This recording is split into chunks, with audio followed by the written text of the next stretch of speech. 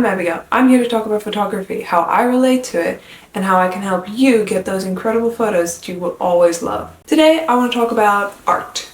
And yes, I'm going to talk about photography because I think photography is art. And this is going to be a two-part video. So there'll be one part this week and then a part next week. This is a bonus part. This is actually my sister's book, and it is predominantly used for aesthetic purposes currently because it is a beautiful cover. You have the gold and the blue.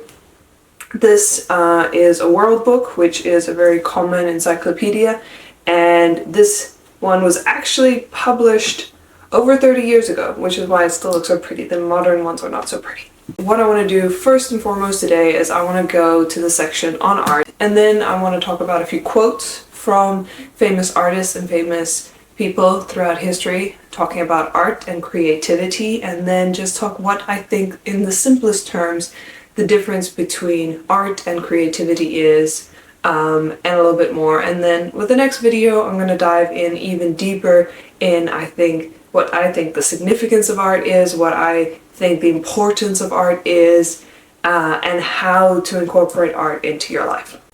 Alright, so art and the arts. In a broad sense, art is a skill in making or doing.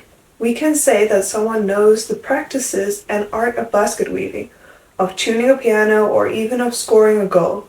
In this sense, there are many arts, as many as there are kinds of deliberate, specialized activities for human beings to engage in. The word art is used in many other ways. Some people speak of the useful arts, as in the ones that produce beautiful objects for everyday use, and the decorative arts, as those that produce beautiful objects of their own sakes. Universities and colleges offer Bachelors of Arts degrees in such topics as history and philosophy.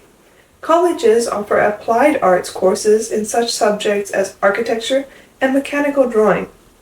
Teachers use the term language arts to mean the related skills of reading, writing, speaking, and spelling. Many people speak of the graphic arts as those involved in printing and bookmaking. The word art is often used in a more specialized way. Some people feel that broader definitions make art no more than a craft. They would prefer to use the name arts for such activities as painting a picture, writing a novel, or composing music. Activities such as these, designed only to produce a work of art, are often called fine arts. Next section is the reasons for art. Human beings are makers of many things, and they make them for many purposes. Some creations serve obvious practical needs. For example, people have always needed tools for cutting, digging, killing, and eating. But in all cultures and in all civilizations, people also seem to have felt two less obvious purposes. First, they want to make something in a form that is satisfying in a special way for direct experience. Something that is worth looking at or worth hearing. Second, people want to make an object that will remind other people of certain memorial things. We call these reasons formal and commemorative interests. Formal interest, wherever people have lived, they have always had an interest in order. They enjoy certain patterns of contrast and balance for their own sake. Prehistoric people carved the handles of their hunting knives in regular, pleasing patterns. They arranged the subjects in their dwellings in regular patterns, just as we sometimes do today. We show this delight in form and design when we dress up to wear jewelry, mow the lawn, or add decorative ornaments to our cars. We are not interested or not solely interested in such practical results as warmth, protection, or efficiency. We just want to make things look better. Commemorative interest. Certain events and ideas take on the highest importance in our religious, social, and political life.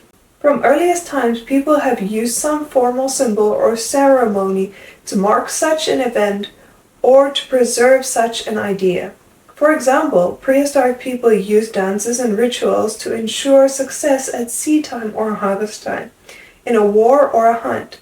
The ancient Greeks presented ideal human qualities of courage, strength, and beauty in their statues of gods and goddesses.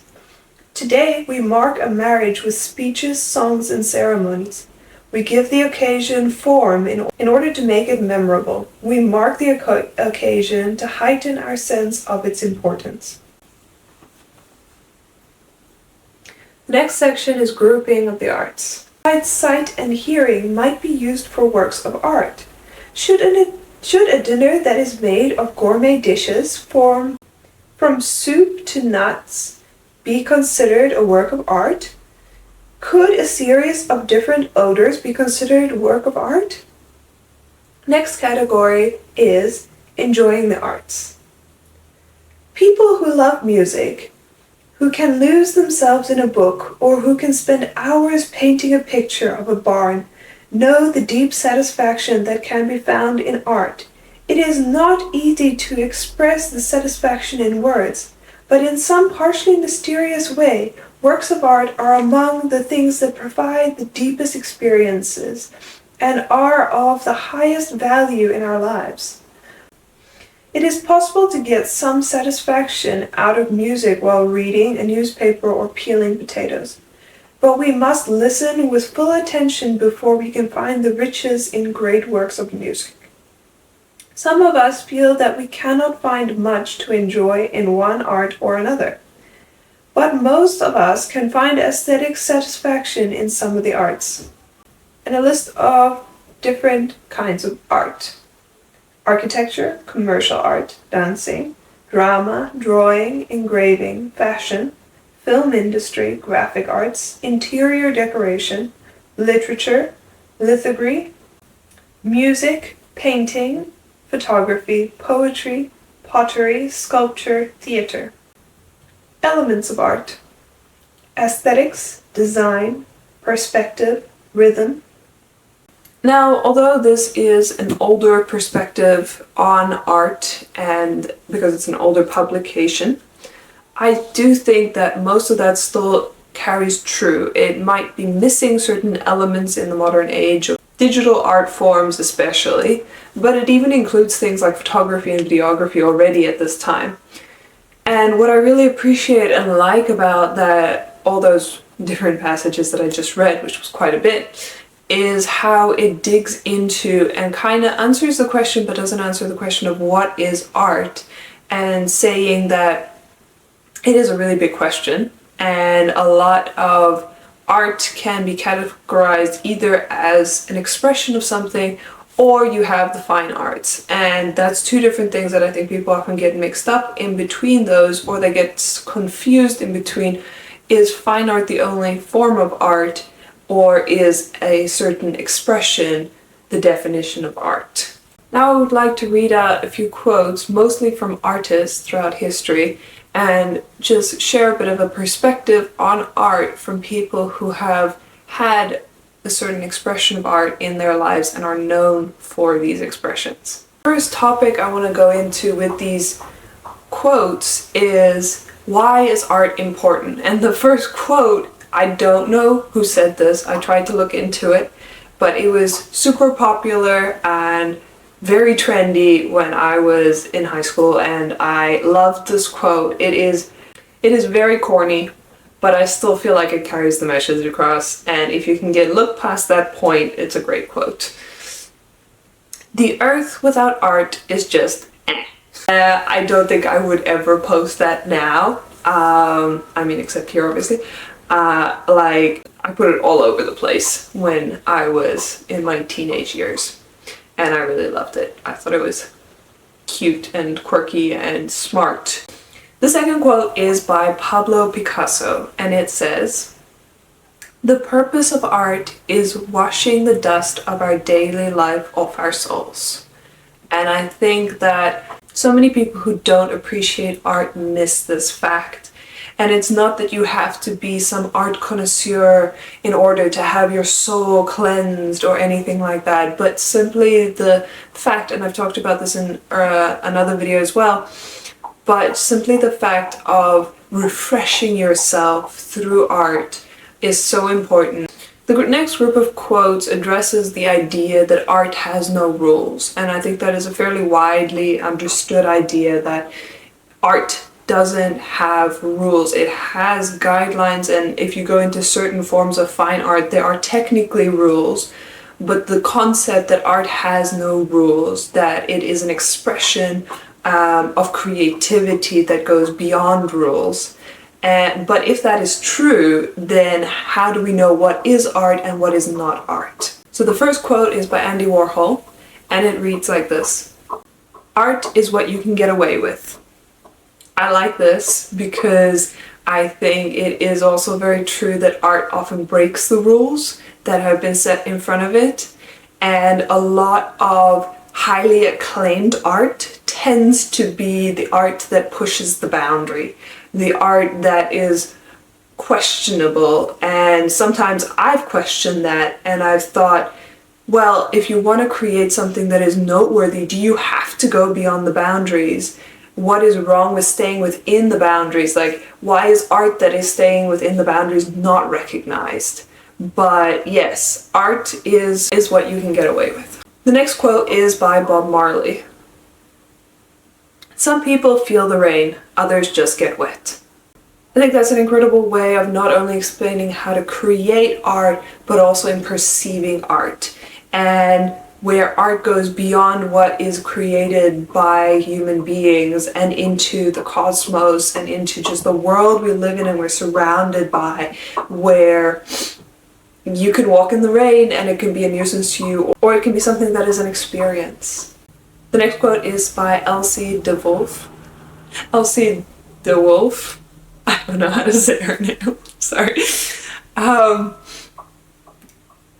"I am going to make everything around me beautiful. That will be my life."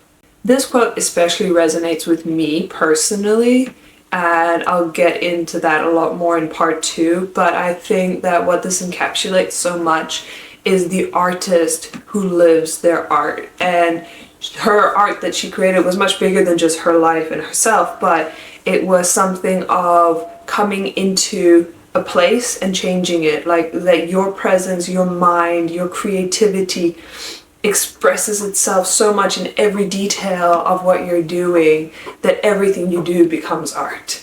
And the last one for this group is by Leonardo da Vinci, who not only was an incredible artist but also an incredible engineer, and there's just so much brilliance that he created in his lifetime. Art is never finished, only abandoned. And if you know anything about his life, or if you've ever studied him, this is very true to him, because he was an incredible genius, but he was also an incredible perfectionist. And I do think that many artists struggle with this. And I think that what you have to learn in art is that abandoning is not a bad thing. His shortcoming, unfortunately, was that he would abandon and often destroy the things that were unfinished in his mind, and he would not present it as a finished project, where I think the artist needs to learn to so-called abandon their art before it is finished, because it will never be finished. You will never be fully satisfied with the art that you've created. And I think the art that you are the most satisfied with usually is the worst art that you've created. It's an ironic thing that every artist has to deal with and struggle with. If you're satisfied with it, it probably doesn't look that great. But learning to abandon it at the appropriate time and present it as a finished art, even though you personally don't see it as that, and you know that it will never reach that point, but accepting it for what it is. The next thing is the relationship between creativity and learning to be an artist, learning to go beyond normal creativity and becoming the artist that creates art more than someone who just casually goes about their life. First quote is by Albert Einstein, who said, "Creativity is intelligence having fun." Somebody who was so intelligent and so focused on science and mathematics, for him to say creativity is intelligence having fun, a lot of people look at artists or creative people as kind of the easy you're playing with your life, you're not really taking it seriously, you're not doing the hard job, you're not doing the smart job, you're doing the easy job, you're doing the thing that anybody could do, you know, because preschool kids do art and creativity. What makes you so special? And you must not be that intelligent. But if you look at so many of the great artists that we've had throughout history, many, and I would wager most of them were incredibly intelligent individuals. And even in modern day, I think we're giving more appreciation to them. And throughout history, there were times of great appreciation for artists and lesser appreciation for artists. And I feel like we are stepping into a time where there is again a greater appreciation for artists and also a greater need for art. But yes, never think that creativity lacks or doesn't need intelligence. I think one of the biggest steps of taking creativity and turning it into art is in fact intelligence, diligent study, and lots of effort that you have to put into it. So the next quote is again by Pablo Picasso, and it says, "Every child is an artist. The problem is how to remain an artist once he grows up."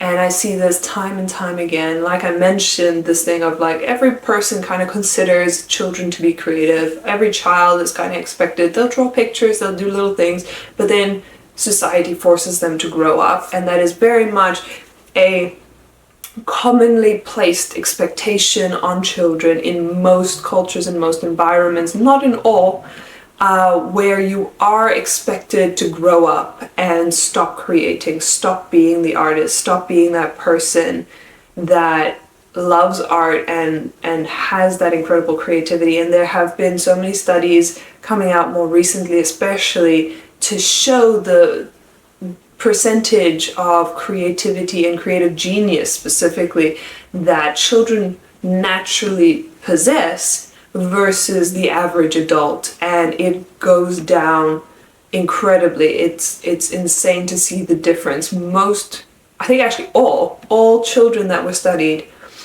are considered creative geniuses, but when you grow up, it's a very small percentage of people that remain creative geniuses. So really it's a thing that we're all naturally born with, but it needs to be nurtured and it needs to be grown, so that as adults we can be artists. The last quote is by Henry Mattis, and it goes simply, "Creativity takes courage." And kind of what I was already saying of nurturing creativity, being the artist is never going to be easy. And there are so many reasons for this, but being creative in your life is never going to be easy. It's going to be very challenging on many levels, but I would wager it is so worth it. Whether you aspire to be an artist in a traditional sense or not, it is still something that keeping that creativity alive is an incredibly valuable thing. Now, I have already gone over time and I've got a lot that I need to edit back and try and fit this into like roughly 20 minutes, but to end off, I want you guys to think about all these definitions, all these little bits and tidbits and things, and let me know, what do you think is art? How would you define art? What's the difference between art and creativity, even though I think they go hand in hand? I want to dive into and look at all these things a lot more in the next video, or part 2 of this video, but in the meantime, I want to hear your feedback and your thoughts on that as well. What I will leave you with is this thought that I think the difference between creativity and art very much comes down to the intention between the two. I think art takes the intention further than creativity does. Creativity is much more on the plane of practicality, not exclusively, but it is more closely tied with practicality, where art is more closely tied with the bigger picture, the broader understanding of life, and so many other things. So I'll see you next week for part 2.